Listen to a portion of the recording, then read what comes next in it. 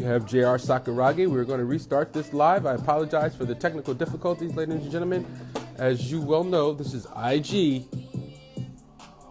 and that's what time it is. Yeah, JR, try to go without the AirPods. They sort of distort the sound. Let's see if we can get JR Sakuragi live from Japan. There he is. Okay, we back. What about voice? Can you hear me? Yeah, you sound great, man. You sound great.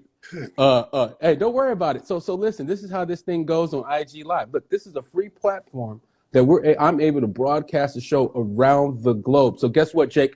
I am not tripping, okay? Yo, my man. Yo, JR.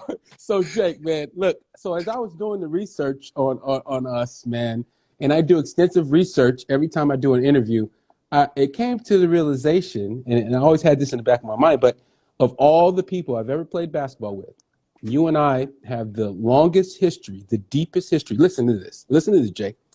We started when we were 14 years old with Bob Gottlieb. Went and played at UCLA together. You went on and got drafted, went to the league. You got hooked on overseas, right? Yeah. 2002, Saudi Arabia. Yep. You and Shamgar Wells. You guys came to Qatar. You spent like a month out there with me. It was the most unbelievable experience to the time because I never thought in my whole entire life that my teammate would be able to come to Qatar where I was like really putting it down and holding it down. Not only that, we went to Malaysia together. We're going to talk about what happened in the final. I don't want to like put it out there right now. But after Malaysia, Jay,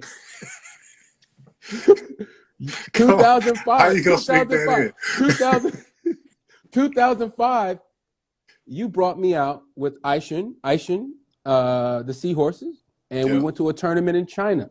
Yep.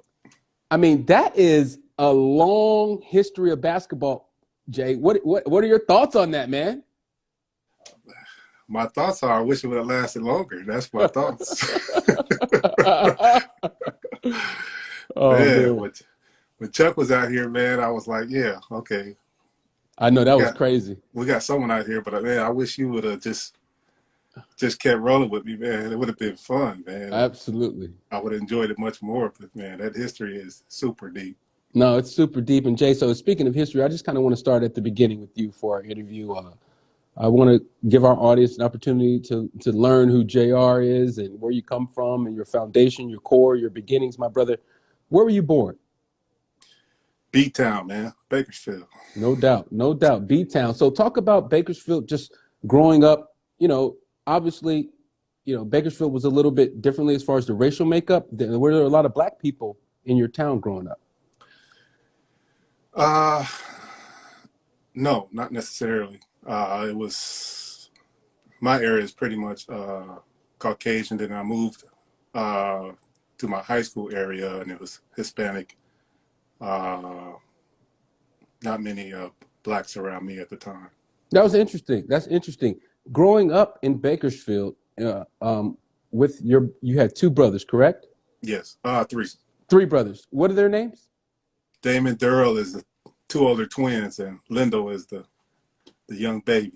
Yes, Lindo's the young baby. So growing up with your three brothers in Bakersfield, talk about your athletic prowess early on. Who was the best athlete? Did you guys have crazy one-on-one battles or what, man, in the front yard? Talk about that a little bit with those three.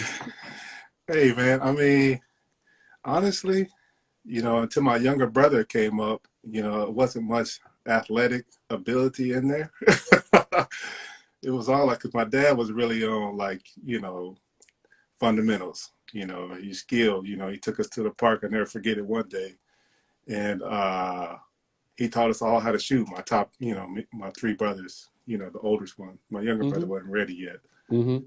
I was about 5 years old. He taught us how to shoot the ball correctly. Couldn't reach the basket, or anything, but I was the only one that stuck with it, with that same form.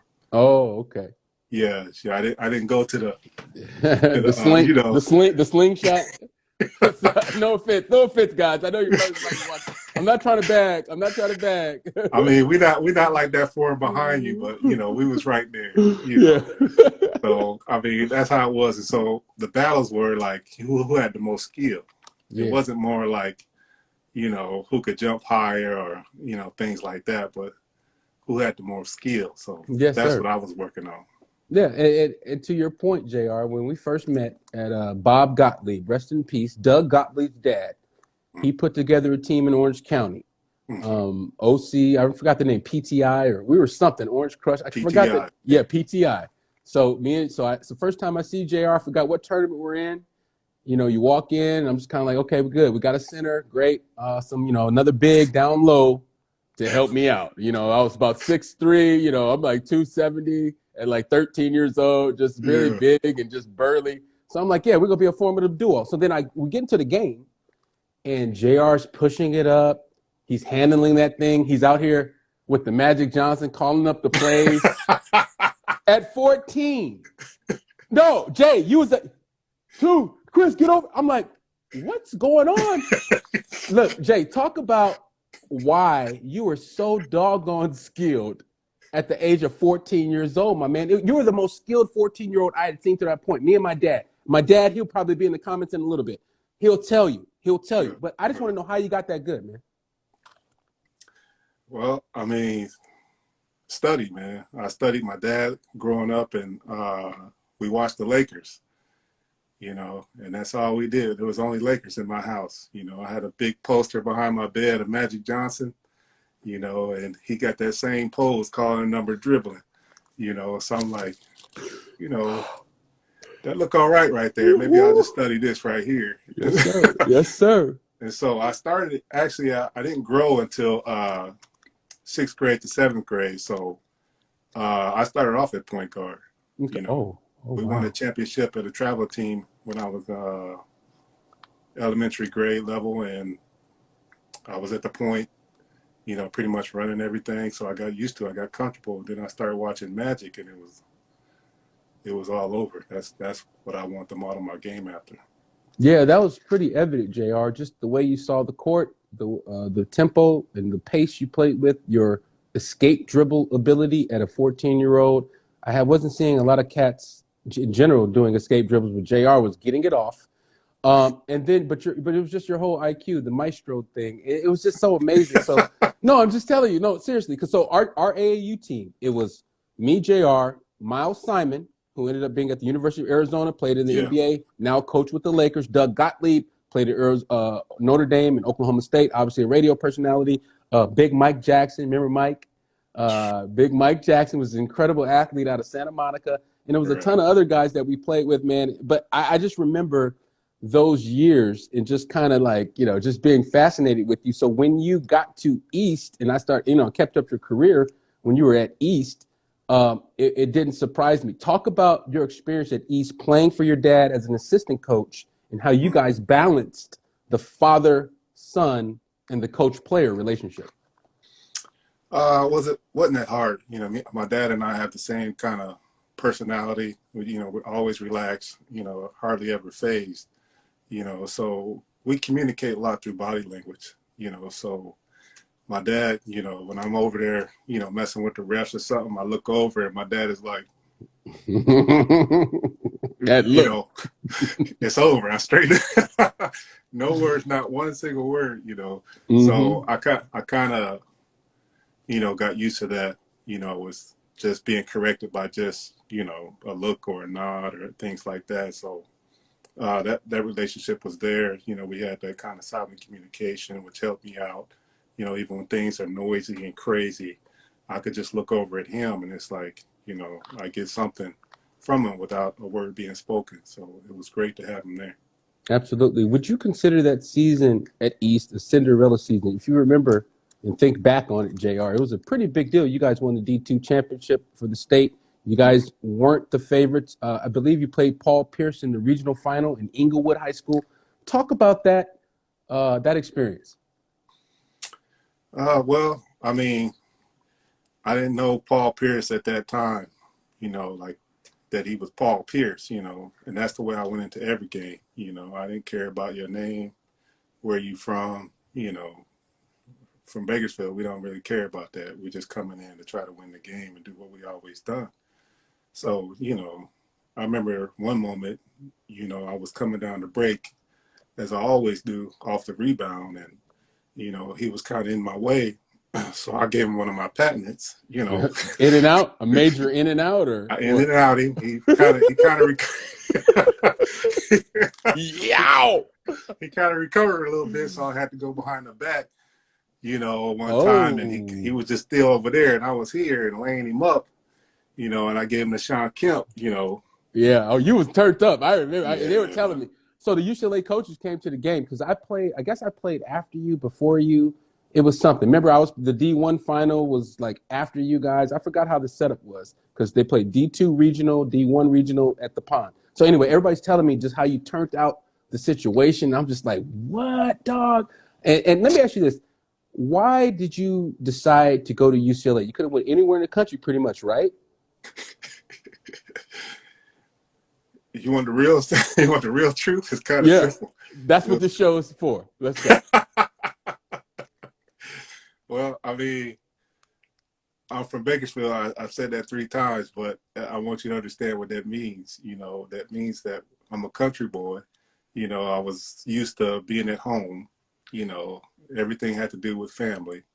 You know, so whatever school was closest to my mom and my house, that's where I was going. So I took Absolutely. a trip to Cal, after UCLA, and on the drive there, I was just thinking, this is too far.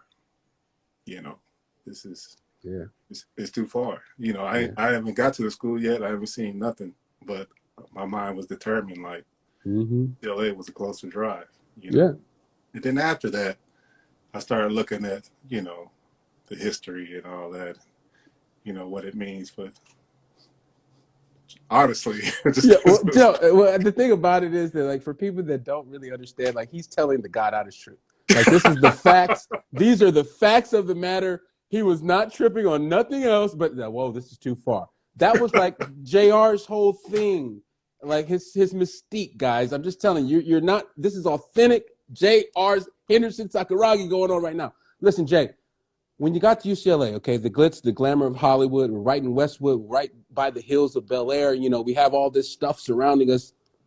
How was your transition as a kid from Bakersfield to the bright lights of the big city in Westwood?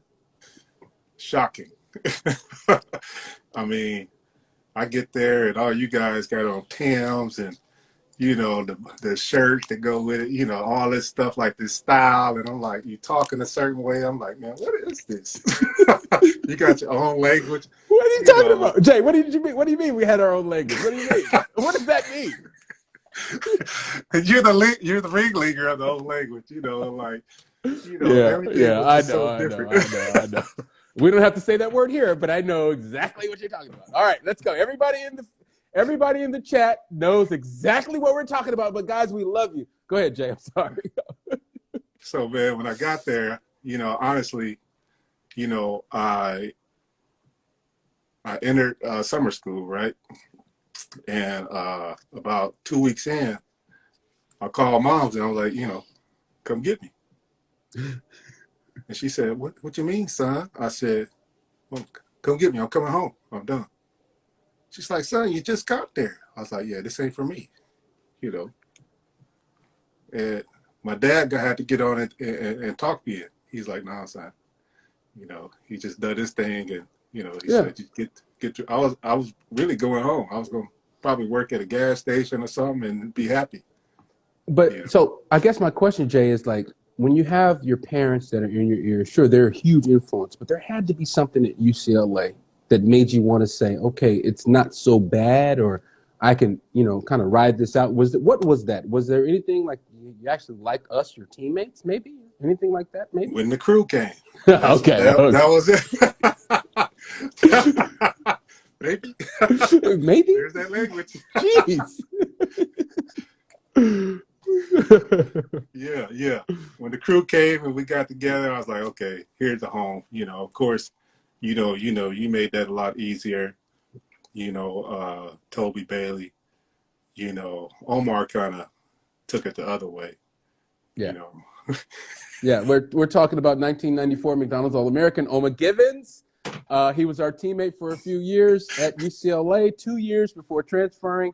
It was definitely indeed an interesting 2 years with Oma, and we wish him the best of luck in everything that he does. But JR, back to you. JR. JR. Come on, man. We ain't gonna talk about the dinner. Okay, JR, tell him the dinner story. Gosh, freshman year, we're at Hamburger Hamlet in Westwood before a game. JR, take it from there. Oh man, I really like when Toby Bailey tells that story. Did he say that on there? I don't think he went into depth. It was early on when I had Toby, so we weren't really trying to push the line like that with those stories. But now we're wide open. So anyway, this is what happened, Jay, and you remember this. So at the time, I was struggling my weight. See, you always have to talk about preface everything with the fact that I was struggling my weight. I was 6'5", about 280 pounds. I wasn't feeling great. JR and everybody was playing ball. Everybody was in the rotation, but me. And I was a little depressed. So we're at the Hamburger Hamlet for a pregame meal, and I order some chicken wings. And so we're all set up. All the players are on one side, and all the teams on one, and all the coaches are on the other side. And so I'm on across from Oma Gibbons. So he's across from me. So the chicken wings come. They're all looking good, and hot wings with the hot sauce on them, Jay. The nice big wing. You were salivating now. Yeah, I sure was. I enjoy food, JR. I like food. I'm sorry. And and wasn't this at the end of the meal? So it was actually like my dessert. I wanted another order of chicken wings. I used to eat 2 and 3 meals. That's why I was 270, 280. Context. Here we go. JR is killing me right now. No, so it was at the end of the meal. And that's something that I never really realized that it was. You just reminded me, because I was like, why did I get so mad? Now I understand why Oma said what he said. So Oma says to me when the food comes and I'm about to put a wing in my mouth, he's like, Chris, are you trying to gain or lose weight? In that exact tone. And everybody started busting up and laughing at Chris and laughing and Hold on. There was like a 5-second silent moment before that. See, that's why I told you to tell it, because I just remember the laughing. See, I'm blocking that part out. That 5-second pause is like, oh my God. And what did I do then, Jay? Because I don't remember. I blacked out.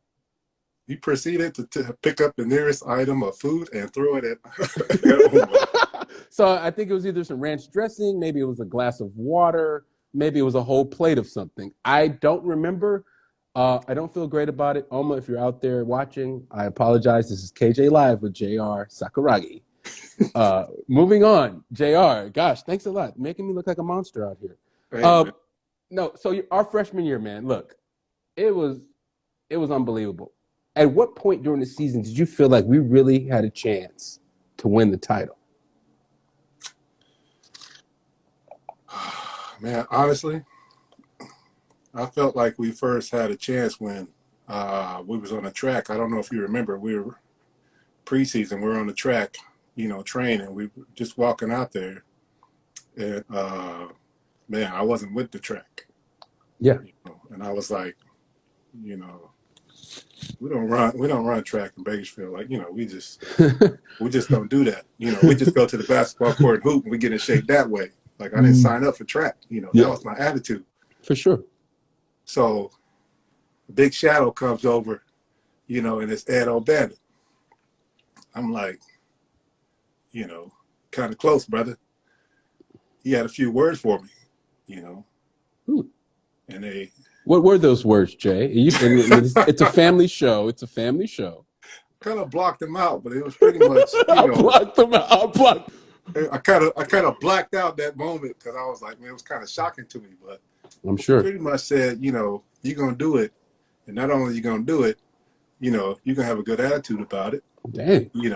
And this is how it's gonna be all season. Jeez. And instantly, I got better. Right there, and I was like motivated, and I was like, man, if this is our leader, we gonna have a chance to win every game, because he gonna have us running through walls. He gonna get the max talent out of everyone. because we're gonna be looking at him following his lead, Mm-hmm. and that's the way it was. It's from Kentucky game. That's what I saw. I was like, man, this dude is fearless. He has a will to win. And it's gonna rub off on us. You Yeah. know, And the thing I think you're referring to it, the Kentucky game. I think was it after the game? So Jr. knocks down 2 free throws. We Here beat we go. Kentucky. Jr. So Jr. is a freshman. He's in the game. We're playing Kentucky at the pond, the Wooden Classic, the first annual Wooden Classic, UMass, Kansas, UCLA, Kentucky, mid-90s. Y'all know what time it is. It was high level basketball going on, okay? Period. Okay, Calipari, Patino, come on, baby. Okay, I'm sorry, Jay. So anyway, so we're in a tight game. JR's in the game. He's making plays, making things happen, gets fouled. We need 2 free throws to win the game. Lou Rowe, as Dana Pump just said. Padilla, Trevieso. Oh, okay, I'm sorry. From Pump, you, man. what's going on, man? Yeah, JR, shout him out, Jake. Yeah, you Man, can that's my interrupt me boy. all. Yeah, you can I interrupt me all drove you I want. drove his Beamer when I was young, man. Hey! He had all them girls over. I was like, man, this is the guy right here. Yes, sir. Dana Pump is definitely the man. So listen, My fault. JR knocks down the 2 free throws. We win the game. We go in the locker room. Everybody's happy. Everybody except Toby Bailey, who is over in the corner sulking Come on, man. because JR played. No, he was mad. Look, Toby will tell you now that moment when Ed went off on Toby in the locker room, it was big for Toby's growth as a man, and it got him locked in. He'll tell you the same thing, Jay. We keep it real in this show. You remember when Ed went off, just like he went off on you, just like he went off on me at one point too during the season when I was just doing too much stuff in practice, acting wild. He was like, I'm sick of these freshmen, He threw his mouth guard at me, then he threw it like a 30 feet away from me, and then Man, I remember that. And then Romar, here goes Romar. Romar ran and picked up Ed O'Bannon's mouth guard 30 feet away. Everybody said, ugh! And he went and put it somewhere secure. So anyway, I'm rambling, but Jay, this is what happens when we get together. We got too much history. It's going to go a little bit all over the place. I really can't control it, but we need to stay focused. Let's talk about that Oregon State game, though, during your freshman year when you were at the Whizzon playing the point. Talk about how you felt and how that gave you confidence for the rest of the season. Yeah, I think that was who? Brent Berry? Yep, Brent Berry against Bones. Yeah, that was definitely a confidence builder, but also at the same time, I was comfortable in that role. Yeah. And I want to say to the young guys, whoever's watching, the more positions you can play, the more valuable you are, to a team. So don't just work on one facet, say that I'm a center or I'm a forward. Don't classify yourself. Go ahead and learn as much as you can, because that's how much more you'll be useful to your coach. So at that time, we were short a point guard. We needed someone to get in there. And, they knew I could do it. It wasn't my position, but I got playing time because of it, and it helped me, grow just that much more. Mm-hmm. Mm-hmm. And then we kind of motored through the season. We had a couple of hiccups. I believe, who did we lose to? We lost to Oregon and MacArthur Court, and then we lost to Cal. But I think the Cal loss, they vacated. So our official record that year is 32-1 in the record books. Yeah, Jay, it's not 31-2. Yeah, I know. It's sweet. This we're guy, a lot sweeter. It, boy. Yeah, we're a lot sweeter than we originally thought we were. So, look, let's fast forward to April, Kingdom. We win the championship, Jay. Talk about the emotions when that buzzer hit 0 and we were 1995 NCAA champs. Man, honestly, that didn't set in until we was going home. We arrived in LA and got on the bus, and I see the fans and everyone outside, on the freeway, with the police escort and all that. I'm like, hold on. We shut it down. This is big, right? So I'm like, that's when it kind of set in, then I started seeing the videos, replaying it and everything. And I'm seeing the guys, of course, Ed and Toby doing their thing out there, and I'm like, man, this was big. Yeah. This was big, and it set in, and it's gonna carry us for a lifetime. Absolutely. I mean, to see we land the private jet, the airport, the private charter part of the airport. We get on the bus. We got a full police escort. It looks like a scene out of the movie Speed when the freeway would be empty. Y'all ever seen the freeway when it be empty? Empty. That's what we was on coming home to Westwood. Empty. And then we get home. We get to Westwood. We get to Pauley Pavilion. There's 14,000 people waiting on us to cheer us on. It was one of the most unbelievable moments in my life, still to this day. But Jay, before I move on from that, and I'm going to cap our little thing about our freshman year with this. Think about this. We experienced, me and you, Toby, me, you, and Toby, because Oma didn't last for the second season, but we experienced probably the highest moment in NCAA history, the greatest episode that ever happened, Tyus Edney's 4.8, and then the very next year, we experienced the lowest moment in NCAA history when doggone Princeton backdoored Chuck. Chuck! And come on, Chuck. No, here's the thing. So I'm not blaming Chuck. So here's the thing. I'm blaming me. Okay, so we got backdoored by Princeton. Gabe Lewellis knocks down the layup. But Jay, if you look, I posted it to Twitter. Remember, I hurt my back the week before against Washington State, so I wasn't 100%. Yeah. I literally got a finger on the ball, Jay. I posted a picture. It's real stuff. It's real. Jelani said, "Oh man, here y'all go." Jelani, you were watching me jump though. I have the picture. You're looking. I was wondering. I said, "What is Jelani like? Why am I doing the jumping? I have a bad back. I don't have hops." But anyway, how did you feel, Jay? How did you feel when we lost to Princeton on a game-winning layup like that? Ill. That's the only way I could put it. Just ill. Just to come from one season and into that. Ill. Yeah.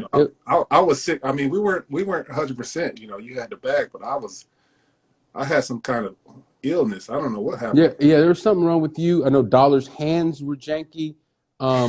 Everybody was just off that day. I just remember towards the end of the game, there was a lot of things going on in our huddle at a very critical juncture, but it was just wild what we were going through. I remember like throwing over Gatorade tanks in the locker room and being just completely just out of wits. It was so embarrassing.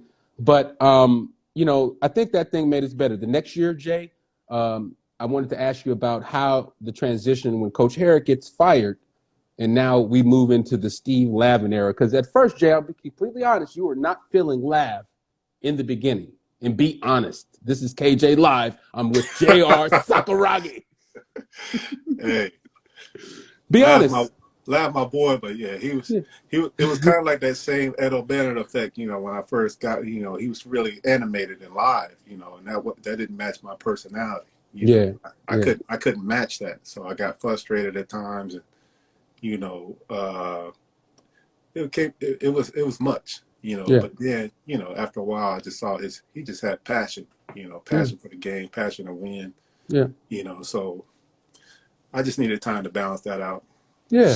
And we ended up all being, getting along fabulously by the end, by the senior year, and by the end of it all, everything we went through. And senior year is kind of what I want to talk about before I move on into the pro career. Then we're going to get into Japan.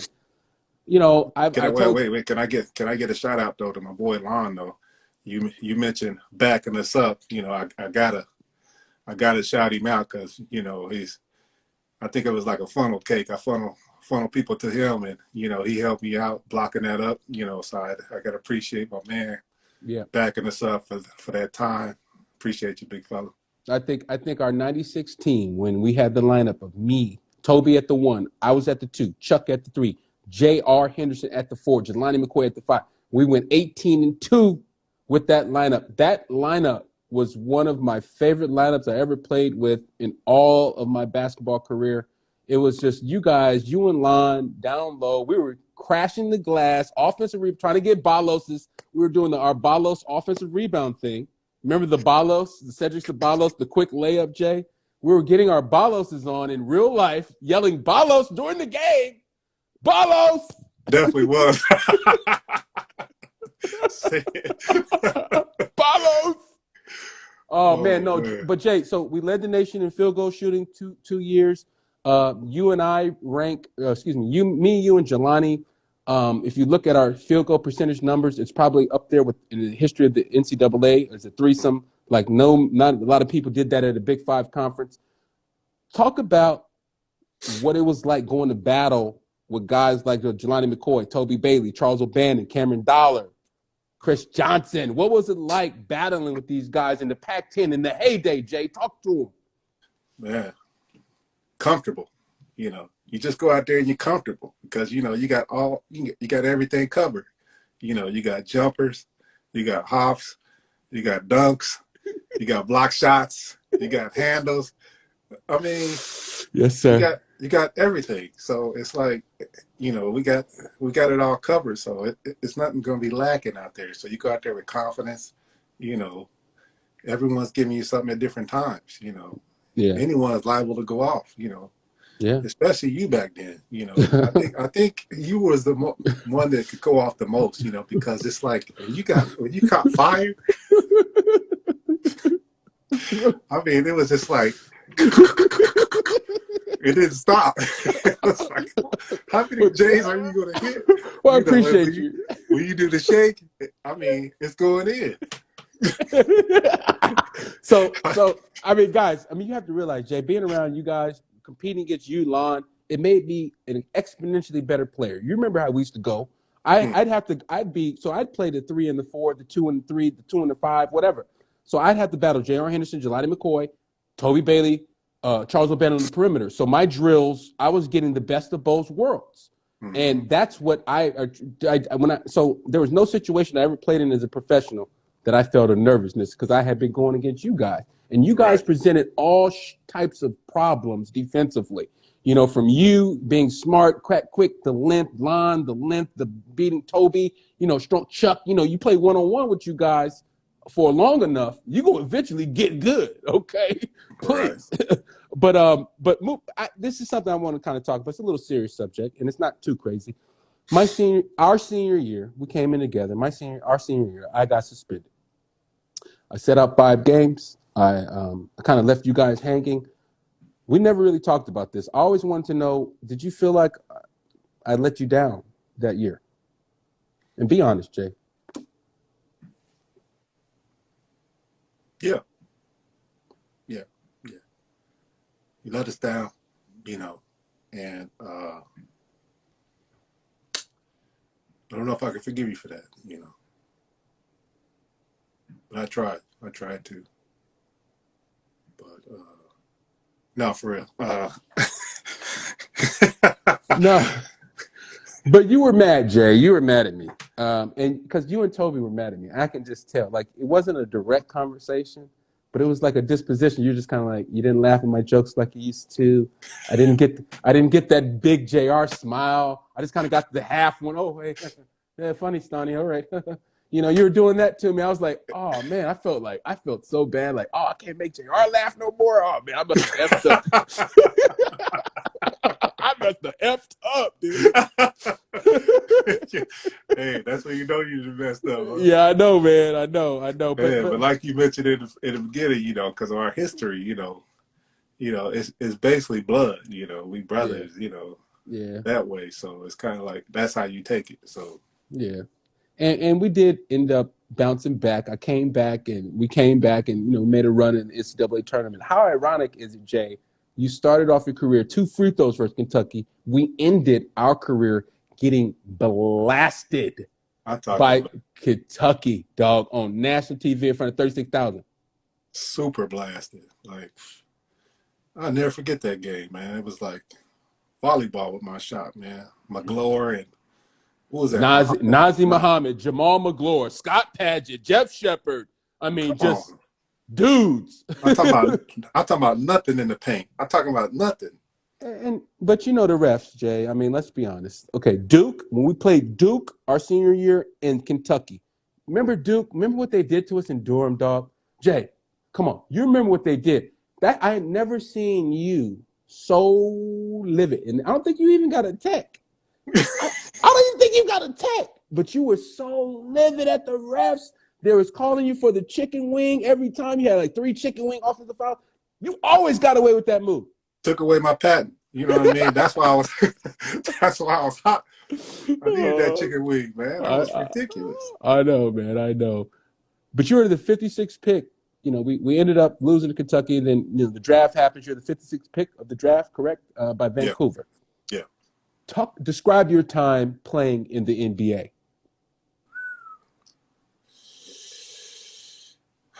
Man, it wasn't enjoyable. I'll just put it that way.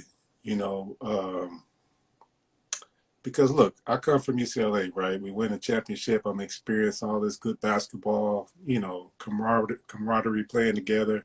You got guys that's like family to you, so that's how it is. And when you get to the NBA, it's the exact opposite.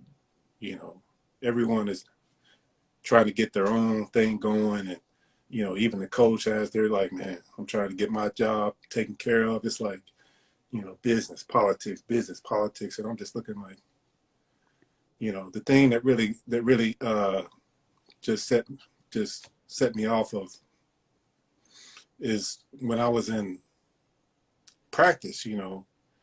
I'm playing against Raheem. Oh, Sharif. Yeah, Sharif.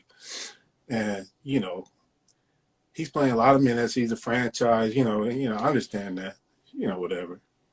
But man, when I tell you I am destroying this guy in practice, I'm talking about destroying. So you know how he is. Even with Lab, it's like you come in practice, you fight hard and you play. Mm-hmm. That's how it is. That's how it always been.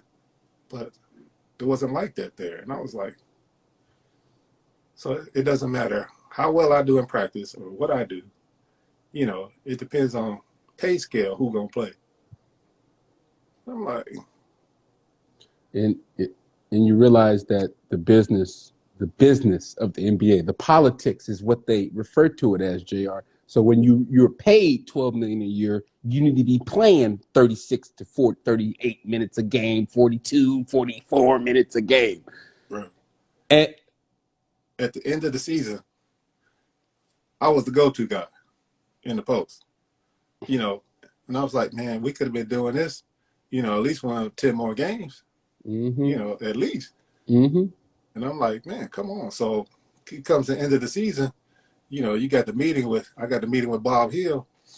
He's like, hey, Jay, of course, you played well. At the end of the season, you were playing a lot of minutes. You were doing well, but I'm going to be honest with you. I would love to keep you, but I'm getting fired too. Bob Hill told you that? Straight up like that. And it was like, wow. Your franchise was going down, Wow. They were moving it out to Memphis, and it was like, it was cleaning house. And then you decided to go overseas. What was your first gig overseas? Well, actually, I played minor league first. Oh. Because I was in the IBL because I was told that, hey, no worries. You come in here, you lead the league in scoring, you get back in, no problem. Okay, done that. And what team did you play for in the IBL? Las Vegas. Wait, did I play with you there? Did we go to France? We didn't go to France together, did we? No, I did go to France though. I was with Tony Parker in France, and I got a little taste of the Speedy before he went to San Antonio. That boy. Which team? Which team did you play on? Paris Basket Racing. Oh wow, Paris Basket Racing. So how old was Tony Parker at the time? He was a kid, man. Like 14, 15, 16? Something like that, but he was a fast kid. Faster than Tyus? With the ball? It's close? I'm going to say about a Tyus is watching. Hey, I'm talking about one man fast break. I mean, it got to a point to where we didn't even run with him. You just can't. You can't keep up. He's at the cup, and he's just at the cup, Tony Parker style. By himself. And so you did the Europe thing for a little bit. Talk about how you got hooked up with the gig in Japan. Where did it start? Well, it started with my coach here at the time, was looking for players to bring in, obviously, but I had no clue about the Japan Yeah. basketball league. I didn't know basketball existed here. So I was offered by a guy that I never met in my life, and I was like, nah, I'm gonna go ahead and pass on that. I didn't want to go back to France because I was like, man, these 2-a-days is not for me all season. That's just not what I do. So I was like, man. And then it turned out that, that was all that was left. It was going back to France or, something where I was like, man, so I called it back, and I was like, look, man, maybe I'll consider Japan. I had looked it up a little bit. He's like, well, sorry, the job has been taken already. We signed it. I was like, oh man, that's too bad. But he said, but the Coach Suzuki is his name. He went to your college. He asked about you. He got good reports about you at UCLA. They said nothing but good things about you. So he said, won't you just come in for this year, and you'll start next year. And I kind of just sat there. I was like, wait, hold on. Am I getting paid? And he was like, yeah, we'll pay you just for the year. Wow. For the year, with just. I was like, yeah. Say no more. Doubt. I'll be there. I'll be there. But Jay, talk about why it's so important, a situation like that, why that type of situation is so amazing and valuable for an athlete like yourself. But say it again. Okay. Why is that type of situation like so important to like the fact that you got that offer? Come out here, you don't have to play, you can sit. Why is that important for an athlete like yourself? It showed that he had faith in me. He believed in me, and it was kind of like there was a chance for him to be loyal to me, and when a coach believes in you and is loyal to you, that makes you comfortable, man, and it makes you play relaxed. It makes you, you could feel comfortable playing your own style, and that's exactly what happened. I was judged a lot for facial expressions and lack of energy, even though, at the end of the day I had 20 and 10, it didn't matter. It's like, well, what's wrong with your face? They're looking at these external things that had nothing to do with, what my job description is. Yeah. So he was the first one to be like, I don't care how I look, what you do to get it done. As long as we got to win and you done your job at the end of the day, that's it. Yes, and people out there need to understand how important that is when you're playing overseas and you have a coach that accepts you for who you are in your own skin. I had a coach in Qatar that was the same way. You remember that? I don't know if you remember the coach I had, but he was the same way. I could make my faces. I could be tripped out, Chris, Stani Loco on them all day. Stani Loco. Hey, I could be Stani Loco all day, okay? And he was not. Hey, he was not tripping. He's like, Chris, just give me the threes. Like, just give me the threes, dog. Give me the three.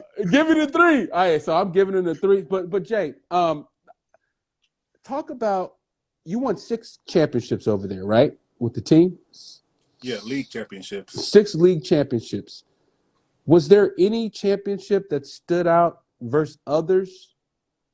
More important? I would say the second one. Okay. The second one, because the first one was like, it was the first in, the ever one in the history of the franchise and everything like that. And that was cool. Yeah. But the second one kind of changed everything for the franchise. It was like, now it's like, it could have been just that one and done, okay, great. You won a championship. Congratulations, but we came back to back, and all of a sudden we're a winning franchise. We have a winning tradition, and everything changed, Yeah. Even my coach, he changed a little bit. He started getting suits tailored and, things like that. And, it was just all like the culture of that basketball team just changed, So now when Seahorse step on the court, it's like, you know, we could see the fear in our team's eyes, you know. Mm-hmm. And to me, that was like, you know, to be the main part of that, I was like, you know, it felt good. You Oh, know, it felt yes. good to establish the franchise and, you know, put the team on the map and go in a different direction from the ground up. You know, it was just something that like that. I felt good about that. Jay, Jay, we've had a very parallel sort of type of career thing going because I felt the exact same way in Qatar. It Mm-hmm. was they had never won a championship, Jay. The best they finished was sixth. Some of the professionals they had were only D3 players. So I've had several cats. I had a MJ Yassine that you used to call MJ in Malaysia. You used to be like, "What? Wolf. Hey, how's MJ doing, dog?" So look, I had MJ on the show, and he was talking about just the level of Qatar before I got there, and just how when I came, everything stepped up. And you had the exact same impact in Japan. And I feel like I potentially could have had a Qatar if I would have stayed. I got Mm-hmm. offered the passport, similar to you. I turned it down, turned him down. I was There go that language. I was kind of nervous at the time about doing it, which leads me to my next question. What kind of spurred on that name change to J.R. Sakuragi 2007? And what were some of the things you had to go through to become a naturalized Japanese citizen? Mm-hmm. Well, first of all, to get to that point, you know, I mentioned before that the relationship with my coach was so strong, and he was a big part of that. You know, he was loyal to me. You know, for that time, it happened after 7 years that I had been there, so it was a long time and enough to establish a good relationship to see, you know, what kind of person he was and if it was really genuine. You know, and it was. So I wanted to do uh, whatever I could for him as well. So he was going to be the national team coach, Hmm, and he wanted me to play. nice. And so I was like, well, you know, I can't play unless I'm Japanese, right? He's like, exactly. I was like, well, my goodness, I hadn't been studying the language up to that point. You know, we just rely on translators and whatnot. But so I had to go through a gruesome 2 months of just learning the basics, you know, learning the basics of reading, you know, and writing and, you know, reading comprehension and small conversation about my family history and things like that. You just had to Sure, answer questions that were important, sure. you know. And so I basically had a headache for 2 months. But you got it done. You took the test. It was an oral exam and a written exam, correct? Yes, yes, And you passed. yes. Good job, JR. Jeez. You know how Because amazing that is? That's amazing that you passed that exam, bro. How'd you study? Honestly, what were like? Did you listen to music? Did you have a Rosetta Stone? How did you, or were you just picking up from people around you? well, people learn in different ways, you know, especially a foreign language. You know, my easiest way of learning was face to face, one on one, and just being grilled. They got me a tutor, you know, and I was, man, 9 to 5, man, Oh, it was intensive. 9 to 5 for 2 months, man. I'm talking about That's why you had the headache. exactly. There it is. I'm talking about it sound like Chinese and Russian all mixed together to me at first. I was like, Yeah, man, what is this? You know, I yeah. was like, that makes sense. You know, you got Chinese characters, you got words in English that you have to use a certain katakana for, and then you got your own hiragana. And I'm like, man, I'm so confused. Like, what? Just one pattern. Give me one. You know, I had to learn three at once. It's like, come on, man. So I was like, oh. So and then you got you're J.R. Sakuragi now. You competed in the Asian Games as Mhm. sort of the FIBA qualifier for the Olympics, correct? Yeah, Where were those games held? Were they in Japan? yeah. It's in Talk Japan. about talk about and it's going to kind of get me to that question. Talk about the quality of life in Japan, why you became so comfortable living out there, the culture, the people. Just talk about what that means to you. Well, I got comfortable because I've always been taught to respect wherever I go, be respectful, and I didn't come here as American trying to get my way, and you adjust to me. I came here as like, I'm in your land, Mm-hmm. you know, so I'm gonna learn how to take my shoes off and bow and do things that are respectful here, Mm-hmm. and it kind of just grew from there, like just not embracing the culture instead of just trying to go against it. Mm-hmm. And the people here are so nice; they embrace you once you do that, and you just develop certain relationships with people, and you just get comfortable, and you start trying new foods, things you ain't never tried before, and you get used to it. So what's the craziest thing you've tried over there, JR? Because you're not known to really venture off into the land of No, weirdness. no. So talk to me about sushi. Okay, what's the difference between American sushi and actual real Japanese sushi? I don't know, brother. I ain't been there. Talk to me. Man. Well, first of all, I don't know where I begin, but you got the sushi in the States, man, that's wrapped with the seaweed on the outside. Okay, You know, that's that's not not that's not happening. that's not sushi here. The sushi bars y'all go to, Yeah. you don't see that here. It's made it's an art form here. Mm-hmm. Even the way they form it, the hands and everything, and the way they slice the fish and the way it's set on top. It's symmetrical to the rice that's underneath. It's an art form. So it's like, when you eat it, you're not only just eating sushi, but you're just enjoying the experience of art from that sushi chef. He's going to present it in a way to where, he wants you to eat it a certain way. Wow. So it's a whole experience here of eating sushi. The Right. family and everything like that, and the fish is on the top of the rice. That's interesting. That's interesting. That sounds pretty delicious. Um, Technology and just what city are you living in right now in Japan? I'm in Anjo, but I spent most of my time in Korea. Aichi is the prefecture. Korea. Okay, so Anjo, is that by the water or You got inland? to Are you drive inland? about 35, 40 Okay, minutes to the water. okay. And so when you first touched down in Japan, and I'm going to cap it here on Japan, just talk about any stories you have or just how your assimilation into the culture. I know you have plenty. I know you It's have plenty. fun.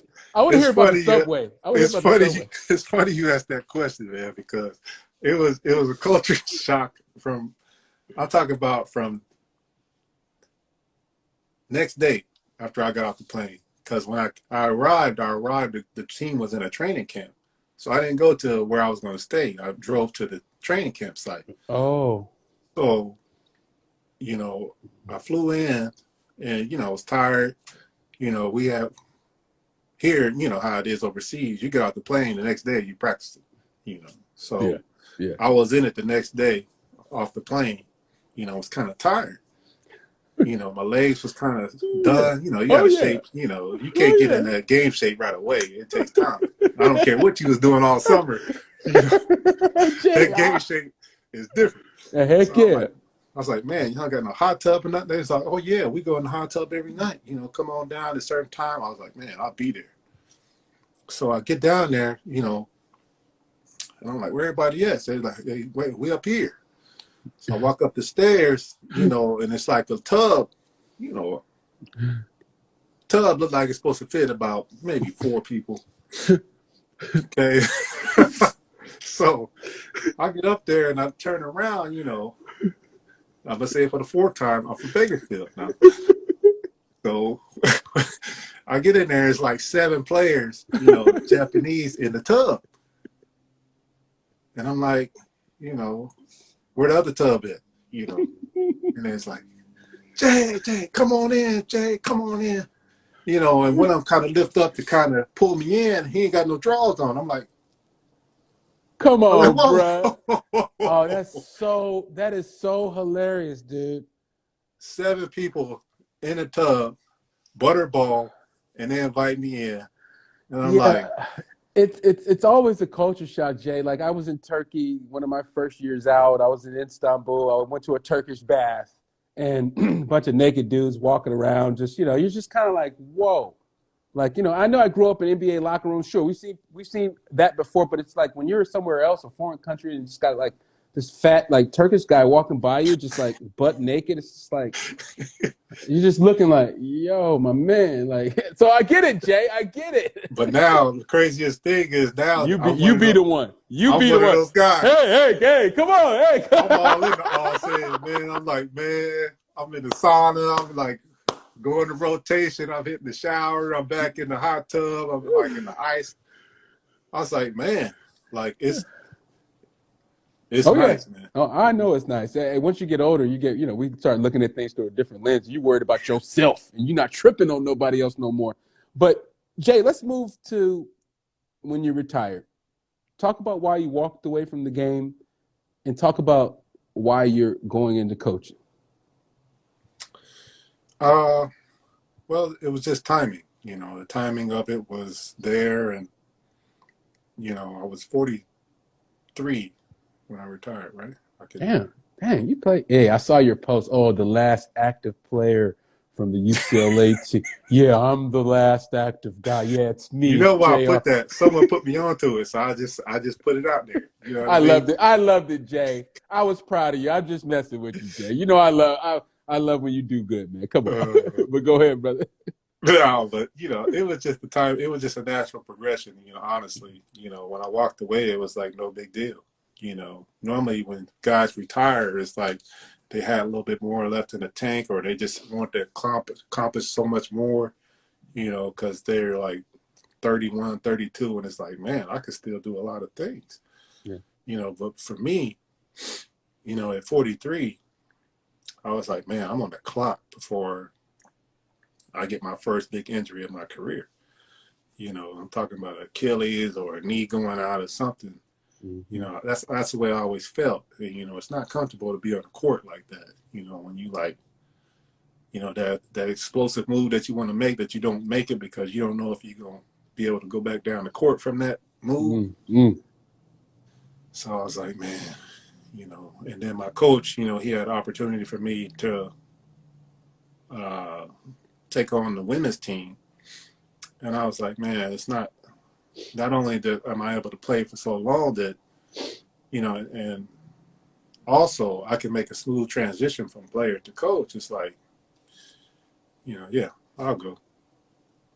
And how's the coaching side been, especially on the women's side? How's it different than coaching, or just, that culture of women's basketball?